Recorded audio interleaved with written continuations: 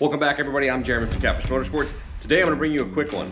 The importance of checking your brass distributor gears.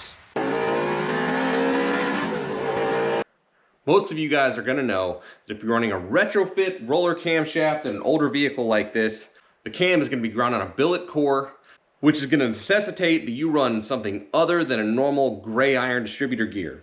There are better options like a carbon fiber gear or a melanized gear, but the most common option that people still use is a brass distributor gear. What a lot of people don't think about is that these are a sacrificial wear item, and you need to check them every now and then because they will go bad, essentially.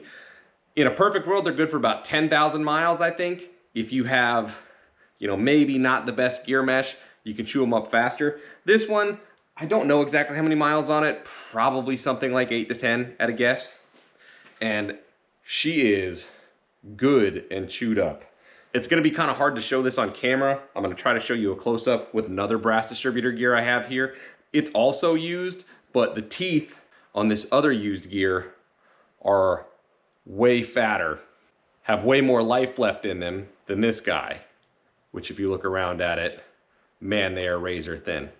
Now, my car's running bad and I'm just kind of going through the motions trying to figure out what it is. I don't actually think it's this, but this was something I needed to check anyway because I knew when I put this gear in it was already used and I could see that it had quite a bit of wear already.